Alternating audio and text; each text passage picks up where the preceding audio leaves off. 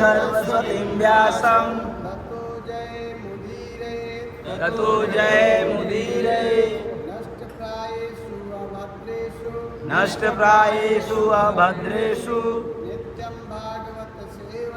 नित्यं भागवत सेवया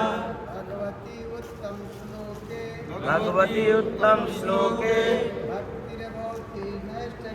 भक्तिर्भवति नैष्ठिकी।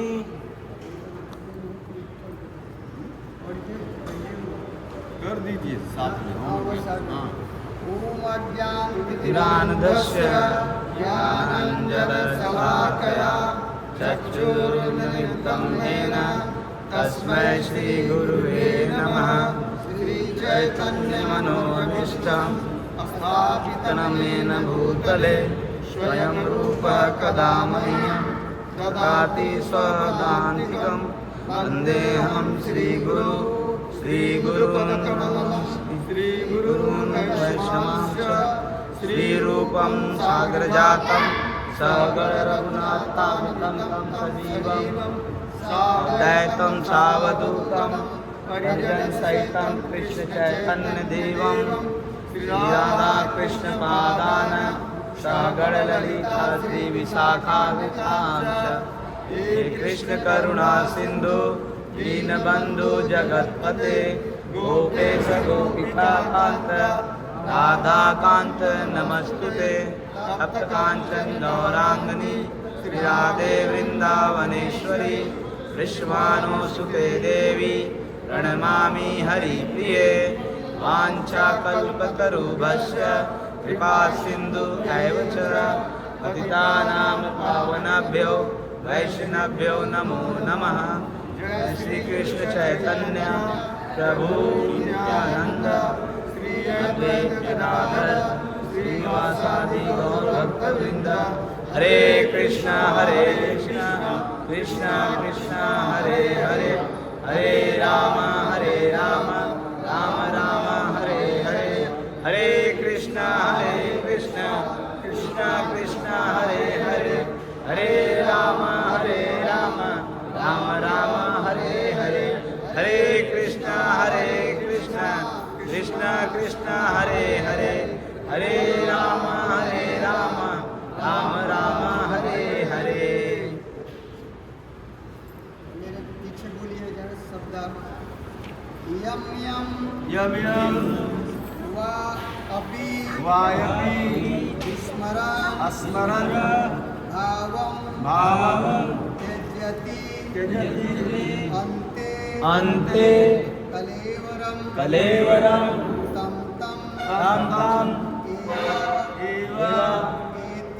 एति कौन्तेय सदा तत भावितः। चार श्लोक को चार भाग में पढ़ने ध्यान रखिएगा। यम यम वापि स्मरन् भावं यम वापि स्मरन् भावं त्यज्यन्ते कलेवरं त्यज्यन्ते कलेवरं तं तमेवैति कौन्तेय सदा तद्भावभावितः। यम यम वापि स्मरन् भावं यम वापि स्मरन् भावं त्यज्यन्ते कलेवरं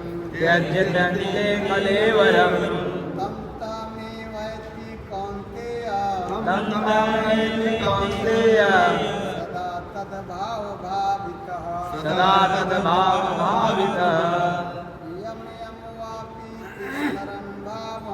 यम वापि स्मरन् भावं त्यज्यन्ते कलेवरं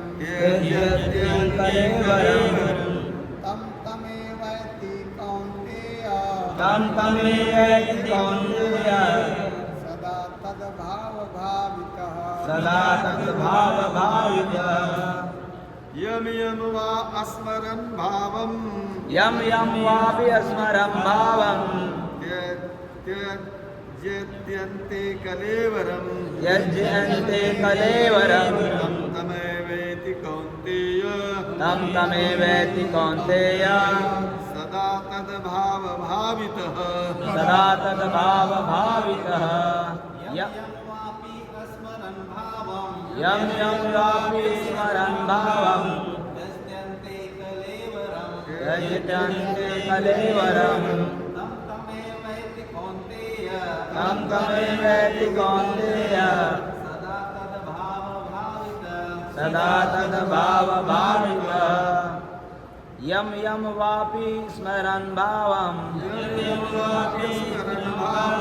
त्यजन्ते कलेवरं तं तमेवैति कौन्तेय सदा तद्भावभावितः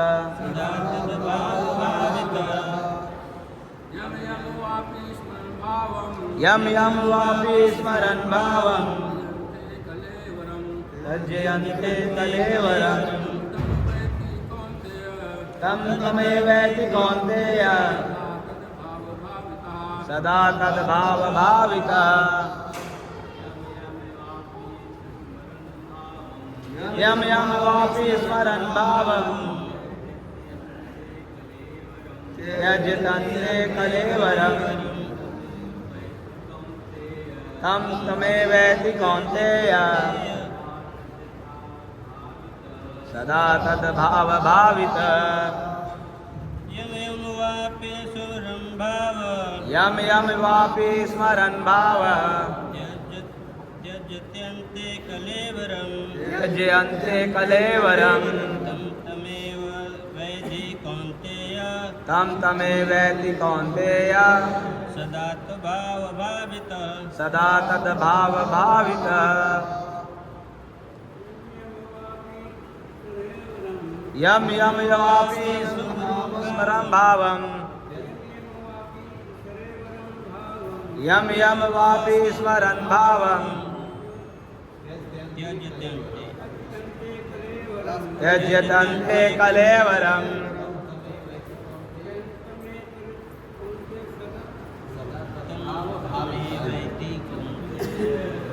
ठीक आ जाएगा ठीक है और कोई न तो माता जी कोई है बोलिए आप बोलो बोलो आप बोलिए माता जी बोलिए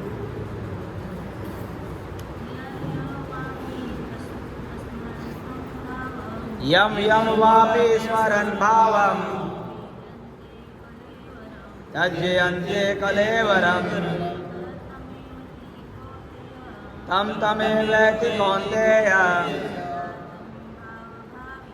सदा तद्भावभावितः शब्दार्थ बोलिए मेरे पीछे यम यम यं यं जिस वा अपि वा अपि किसी भी स्मरण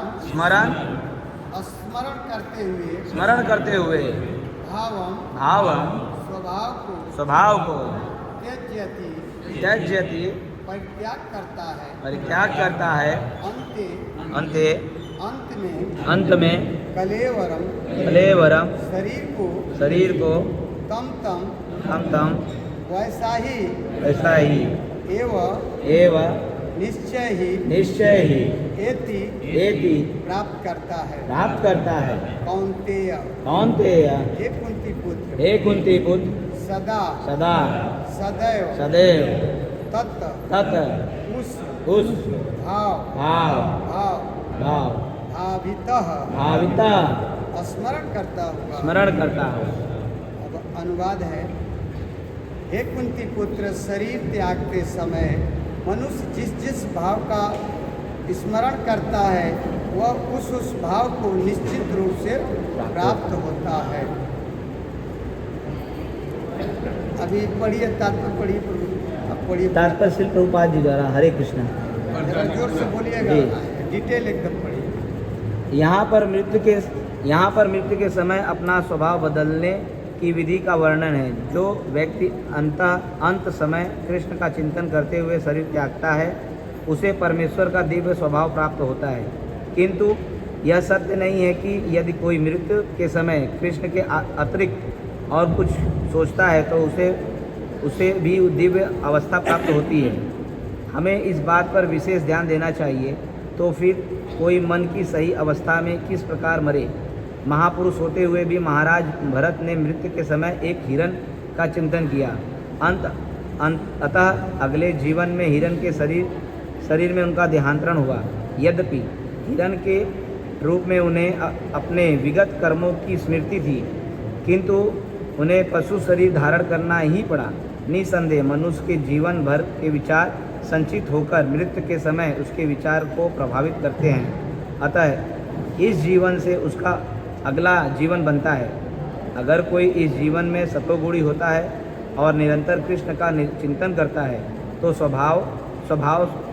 तो संभावना यही है कि मृत्यु के समय उसे कृष्ण का स्मरण बना रहे। इससे उसे कृष्ण के दिव्य स्वभाव को प्राप्त करने में सहायता मिलेगी। यदि कोई दिव्य पुरुष से कृष्ण की सेवा में लीन रहता है तो उसका अगला शरीर दिव्य आध्यात्मिक ही होगा, भौतिक नहीं। अतः जीवन के अंत समय में स्वभाव को सफलतापूर्वक बदलने के लिए हरे कृष्ण कृष्ण कृष्ण हरे हरे, हरे राम राम राम हरे हरे का जप करना सर्वश्रेष्ठ है। हरे कृष्ण।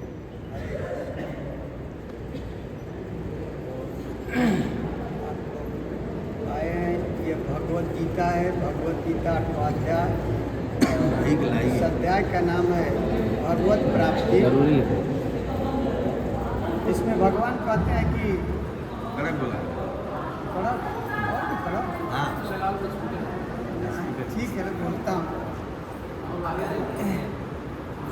इस पर ध्यान अच्छा लगा।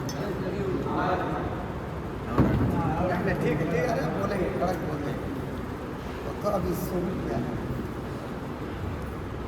तो यहाँ पर भगवान बता रहे हैं कि शरीर हमें प्राप्त हुआ है, तो जब हम शरीर को बदलते हैं, मृत्यु कहते हैं इस संसार में, जब हमारी मृत्यु होती है तो किस तरह से मृत्यु होना चाहिए उसके बारे में बता रहे हैं भगवान। और जीवन भर क्या करते हैं हम ये बता रहे हैं।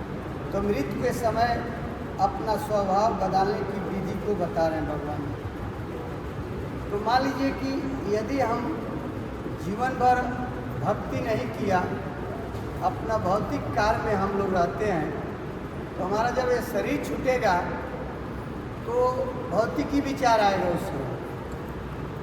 और जब भौतिक विचार आ जाएगा तो क्या होगा कि हम फिर 84 लाख के उन्हीं में भटक जाएंगे। यह मनुष्य जीवन मिला है हमें भक्ति प्राप्त करने के लिए, लेकिन हम भक्ति न करके हमारे अंदर जो है इतनी कामवासना जगी है कि उसको प्राप्त करने के लिए उसके पीछे हमारा अपना पूरा जीवन जो है हम समर्पण कर देते हैं। और फिर वही स्थिति आ जाती है, कुछ बदलाव नहीं होता है हमारे जीवन में। वो प्राप्त तो कर भी नहीं पाते हैं, लेकिन पूरा जीवन हमारा उसके पीछे बर्बाद हो जाता है। इसमें भगवान बल दे के कह रहे हैं कि जो शरीर अंत समय में त्यागेगा और वो मेरा नाम लेगा, उसके जीवा पर आ गया मेरा नाम, तो मेरे धाम को प्राप्त करेगा। ये निश्चित बता रहे हैं भगवान। लेकिन यह नहीं है निश्चित कि अब भगवान के अलावा दूसरे किसी का विचार आपके मरते समय आ गया तो आपको ये नहीं कि वो दूसरा विचार आया और भगवत धाम जाएंगे, नहीं। आप क्योंकि हमारा आएगा ही नहीं, क्योंकि हम जीवन में दूसरा कार्य किए हैं। तो जब हम शरीर त्यागते हैं तो जितने हम मैल कचरा जीवन भर किए हैं वो हमारे उस समय शरीर त्यागते समय वही विचार में हम आ जाते हैं। तो फिर हमारा ये शरीर बदल जाता है। कोई भी शरीर 84 लाख की योनि होती है, कोई भी शरीर प्राप्त हो सकता है। जैसे इसमें उपमा दिया गया है कि महाराज भरत का, कोई जड़ भरत भी कहते हैं, तो महाराज अपने कुटिया में, ये भागवतम का कथा है, इसमें डाला गया है भगवद गीता में। तो एक बार महाराज भरत अपने कुटिया में बैठे थे और उसी समय जो है एक हिरनी थी, गर्भवती थी, और उसका पीछा शेर कर रहा था उसको मारने के लिए, और अपने जान बचाने के लिए भाग रही थी। और भागते भागते एक नदी आया, बस उसी में छलांग लगा दिया और उस समय उसका बच्चा बाहर आ गया। अब वो तो मर गई, तो जब तालाब में गई, गिर गई, नदी में गिर गई तो मर गई। बच्चा तो हो गया उसका, तो ऋषि ने उसको लाए अपने कुटिया पे और उसी की सेवा में अपना जीवन समर्पण करते थे। योगाभ्यास करते थे, लेकिन उनका ज़्यादा करके ध्यान रहता था उस हिरण के बच्चे के ऊपर। हो सकता है कोई मैं इधर ध्यान योग लगा रहा हूँ तो भाई बच्चा को कोई आगे उठाने ले जाए, कोई खा ले जाए। उनका 24 घंटा बच्चे के ऊपर ध्यान रहता था। जब वो शरीर त्यागे महाराज भरत, तो उनको विचार में वही आया हिरण के बच्चे का, तो उनको अगला शरीर जो मिला हिरण का शरीर मिल गया। तो यहाँ पर सावधान होना चाहिए हमें कि देखिए, जब ऐसे योगी लोग शरीर बदलने में वो लोग हो जाता है तो हम लोग भी क्या चीज़ है। तो हमें अपने आचार्यों के मार्ग में कहे हुए चलना चाहिए और धीरे धीरे सुधार लाना चाहिए। जब हम भक्ति में परिपक्व हो जाएंगे तो हमारा सुधार निश्चित हो जाएगा और शरीर बदलकर भगवान के धाम जाएगा। ये बहुत बड़ी बात है महाराज भरत की। देखिए, इतने योगी होते हुए, बड़ा योगी, और उनको फिर हिरण का शरीर मिला। लेकिन हिरण का शरीर मिलते हुए भी एक बहुत अच्छी बात है कि उनको अपना यादाश्त अच्छा था। ये नहीं कि हिरण का शरीर पा गए तो उनको याद नहीं था। उनके पूर्व जन्म का जो था याद था कि मैंने वो इस हिरण का शरीर क्यों पाया, मैं हिरण का बच्चे के ऊपर ज़्यादा प्यार दिखाया, चिंतन किया, भगवान का चिंतन छोड़ करके हिरण के बच्चे का चिंतन किया, इसलिए मुझे ये हिरण का शरीर प्राप्त है। तो इसलिए हिरण के शरीर में रहते हुए महाराज भरत वो बहुत होशियार थे। कोई उनसे अभी त्रुटि नहीं हो रही थी, बहुत सावधानी से अपना जीवन यापन कर रहे थे। एक पशु का शरीर पा करके भी वो भगवान का भक्ति उनको याद करते थे। पशु की शरीर में भी हिरण का शरीर पाए थे, लेकिन स्मरण शक्ति जो थी वो दिव्य थी उनको, क्योंकि भगवान की प्रेरणा से, कृपा से उनको स्मरण शक्ति आ गई थी। पशु का शरीर धारण करने के बाद भी तो भगवान का चिंतन करते थे। तो कहने का तात्पर्य मेरा यही है कि आप लोग भी कार्य कीजिए और जो हमारा संस्था और गुरु जी जो बताए हैं प्रभुपाद जी, उस मार्ग पर चलिए, भगवान के नाम का जप कीजिए। हरे कृष्णा कृष्णा कृष्णा हरे हरे, हरे राम राम राम हरे हरे। यह महामंत्र है, इसका निरंतर जप करने से आपका ये भौतिक शरीर आध्यात्मिक हो जाएगा और ये जो हमारे अंदर जन्म जन्मांतर से मैल भरा हुआ है वो सब साफ हो जाएगा। साफ हो जाएगा तो फिर आपका हमेशा भगवान का चिंतन होगा और जब ये शरीर छोड़ेंगे तो भगवत धाम जाएगा। ये शरीर से पाप नहीं ज़्यादा करना चाहिए, जहाँ तक हो सके कि पाप से बचना चाहिए। किसी को मन से, वाणी से, शरीर से तकलीफ नहीं देना चाहिए। एक बहुत बड़ा वाणी से भी कोई कर देता है। देखिए, बहुत से लोग भक्त आते हैं हमारे इस्कॉन मंदिर के अंदर, लेकिन सावधानी से नहीं रहेंगे तो शरीर से भी अपराध हो जाता है, वाणी से भी अपराध हो जाता है। उससे बचना चाहिए, वैष्णव अपराध लग जाता है। ये नहीं हमें समझना चाहिए कि मैं झोली माला ले लिया और ये टीका कर लिया तो हमको वैकुंठ मिल जाएगा। जरा भी अपराध हो जाएगा फिर शरीर अपना बदलना पड़ जाएगा। ऐसे इससे बचना चाहिए, हर पग पे बचना चाहिए। यहाँ तक कि मैं देखा हूँ हमारे गुरु महाराज जी श्री राधा गोविंद गोस्वामी महाराज जी बोलते हैं कि जो प्रसाद का सेवा करता है तो उसका रूप क्या होता है मालूम है? जो प्रसाद का सेवा करता है, जिस तरह से एक घर में गृहिणी अपनी बच्चों को समान रूप से देखती है, सबको भोजन बराबर देती है, उसी तरह से प्रसाद में भी प्रसाद जो वितरण करता है वो सभी भक्तों को, चाहे अभक्त हो, सभी को बराबर भाव से देना चाहिए। तब तो उसके अंदर भक्ति का गुण है। जरा भी त्रुटि है भक्ति का 100% नहीं आया तो फिर कमी रह जाएगी, वैकुंठ हम नहीं जा पाएंगे। उसके लिए बहुत सावधान वैष्णव की कथा सुनना चाहिए। बड़े बड़े हमारे वैष्णव शरीर को त्याग के गए हैं, तो उनके मार्ग चिन्ह पे हमें चलना चाहिए और चल करके अपने धारण करना चाहिए। ये नहीं कि अभी मान लीजिए कि प्यास लगा है और पानी पानी चिल्लाएंगे आप, तो पानी थोड़ी आपके पास आएगा। पानी पीना है।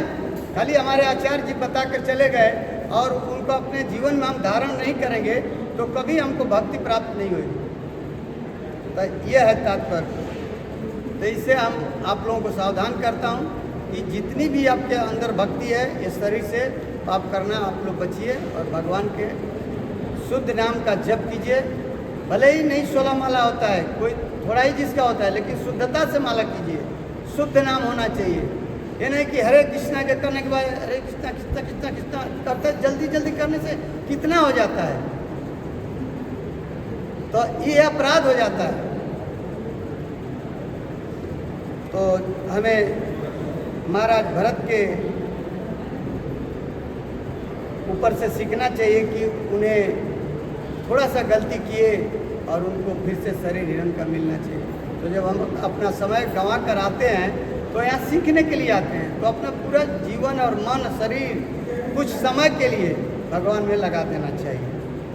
हम थोड़ा फास्ट जा रहा हूँ क्योंकि प्रभु जी को भी कथा करना है दूसरे पर। तो कभी भी बस यही है, जो हम जब करेंगे तो सतोगुणी में आएंगे। सतोगुणी में रह कर के भगवान का भजन होता है, तमोगुणी रजोगुणी में नहीं होता है। ये दो गुण सतोगुण रजोगुण तो इसमें भक्ति समझ नहीं आती है। लेकिन जब सतोगुण धीरे धीरे हम जप करेंगे, सतोगुण कैसे आएगा? भगवान के नाम का जप करने से, साधु संग करने से, मंदिर आने से, ये हमारे अंदर धीरे धीरे गुण ऑटोमेटिक उत्पन्न हो जाएगा। और भगवान के नाम का जप करने से सारे अवगुण हमारा चला जाता है और फिर हमारा शरीर दिव्य हो जाता है और अगला शरीर भी दिव्य ही मिलेगा। तो बस अभी मैं बंद करता हूँ क्योंकि प्रभु जी थोड़ा कहेंगे, ज़्यादा दिन से आए। ठीक है, हरे कृष्ण।